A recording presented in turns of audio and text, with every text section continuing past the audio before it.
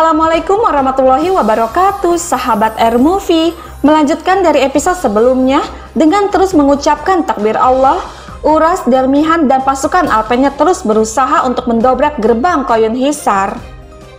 Di samping itu, mengetahui bahwa dirinya dikejar, Valen memerintahkan tentaranya untuk menyerang Orhan. Dengan dikawal oleh Besungur dan Turhan, mereka berhasil menghabisi para tentara tersebut. Kemudian Orhan berkata, "Hari ini hidupmu adalah milikmu, tapi ketika waktu yang tepat tiba, aku akan mengambil nyawamu dan juga bursa." Sahabat, kita kembali ke Koyun Hisar. Upaya untuk membuka gerbang kastil terus dilakukan. Namun saat mereka mendengar seorang tekfur dari dalam berkata bahwa Osman sudah mati dan tentara akan datang, membuat para Alpen sedikit gemetar. Dan tidak lama Osman dan yang lainnya pun tiba. Tidak tunggu lama, mereka langsung mengambil alih kayu balok untuk mendobrak gerbang kastil. Namun sayangnya ini tidaklah mudah. Tapi dengan keyakinan mereka yang kuat, dengan izin Allah, mereka berhasil membuka gerbang dan langsung menyerang. Merasa tidak kuasa lagi, akhirnya mereka pun menyerah dan Koyun Hisar jatuh ke tangan Osman. Malam pun tiba. Karena kegagalannya mengejar Valen, Orhan pun memutuskan untuk singgah dan beristirahat di salah satu kedai di Kervanserai. Namun masih dengan perasaan kesal, dia berkata, "Anjing itu, Muzalon, aku akan mengambil hidupmu dan juga bursa."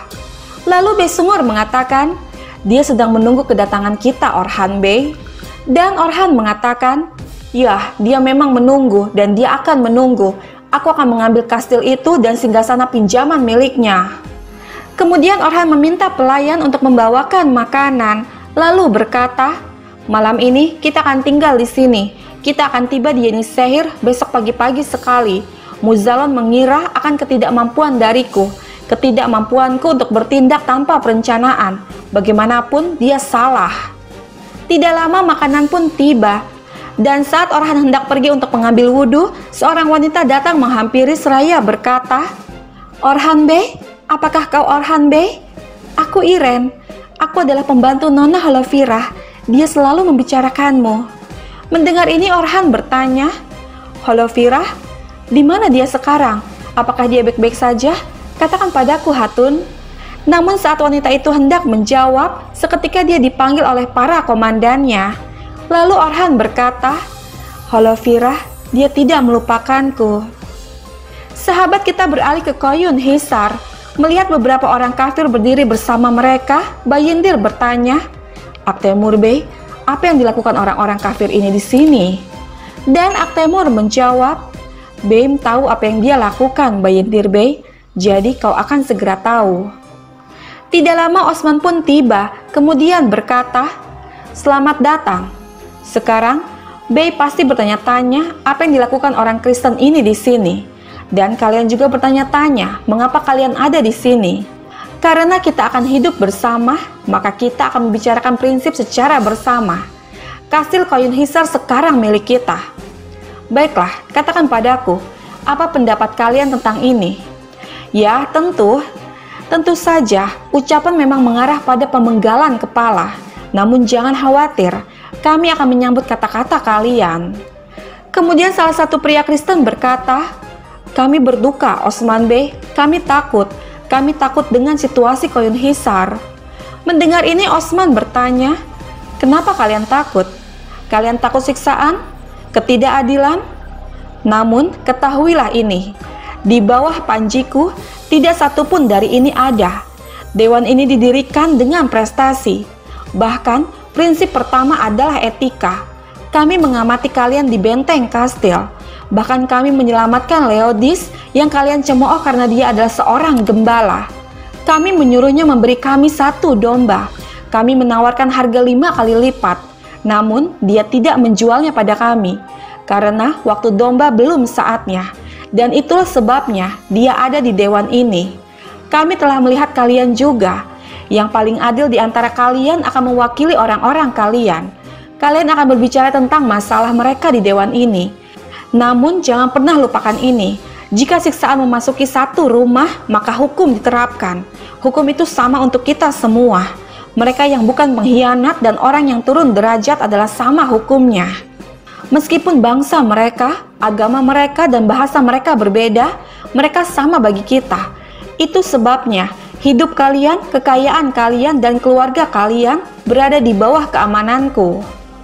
Mendengar ini, salah satu pria Kristen itu berkata, "Bahkan jika kau mengatakan demikian, bahkan jika kau menganggap kami sama dengan salah satu dari kalian, maka seperti yang kau katakan, Eva lah." Lalu Osman mengatakan, "Sekarang bersama orang-orangmu, dengarkan mereka, wariskan masalah mereka, dan beritahu kami di dewan ini. Jangan lupakan ini juga. Kalian tidak akan dikenakan pajak untuk usaha apapun yang kalian lakukan dengan Bizantium, dan aku akan melindungi karavan kalian ke Bizantium. Insya Allah, usaha kita akan berkembang." Kemudian mereka pun berjalan memasuki kastil. Lalu Bayindir berkata, "Beim, maafkan aku, tapi alhamdulillah kita menghancurkan semua tekfur itu. Kita pergi dan mengambil tanah yang kau katakan dan inginkan. Tapi apa artinya berbisnis tanpa emas di Bizantium? Aku tidak bisa memahaminya." Dan Osman mengatakan, "Begitukah, Bayindir? Begitukah? Maka kau akan melakukan itu. Kau akan pergi ke Konstantinopel." Mendengar ini membuat Bayindir hanya terdiam dengan penuh banyak pertanyaan. Sahabat kita beralih sejenak ke istana Bukeleon. Dengan penuh amarah, Andronikos berkata, "Osman, yang tinggal di tenda hingga kemarin mengincar tanah kita. Dia dan orang Turkmenistan yang mengikutinya pantas menerima hukuman ini." Namun salah satu pria mengatakan, "Kita tidak bisa langsung mengusir orang Turki dari tanah kita ketika Osman mati, Tuan." Dan pria lain mengatakan, "Terima kasih Tuhan, Osman, kita tidak akan mendengar nama gembala itu lagi di sini."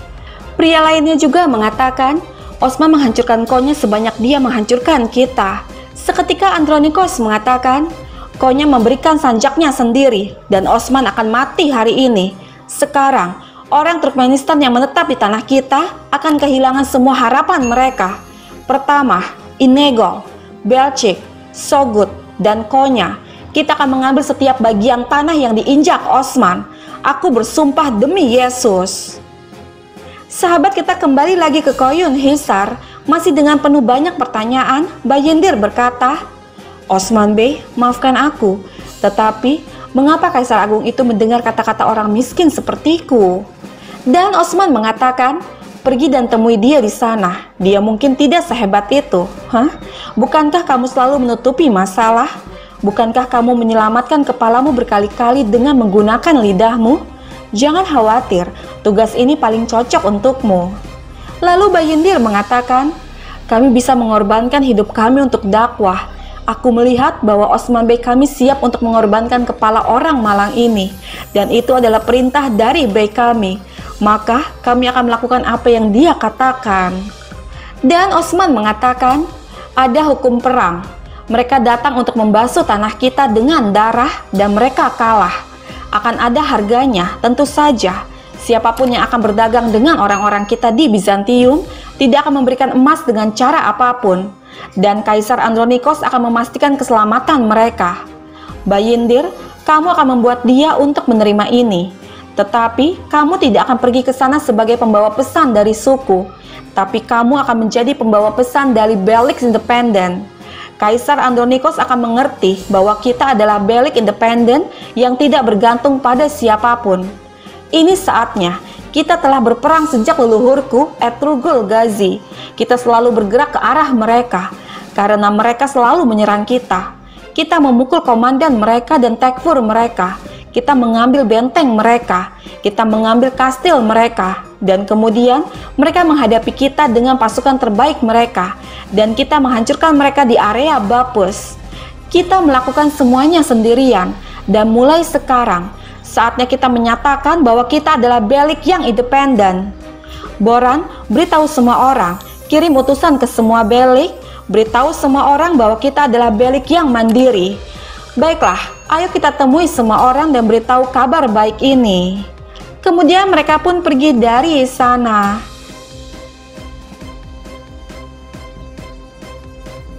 Sahabat, bergabunglah terus bersama kami untuk mengetahui kisah selanjutnya.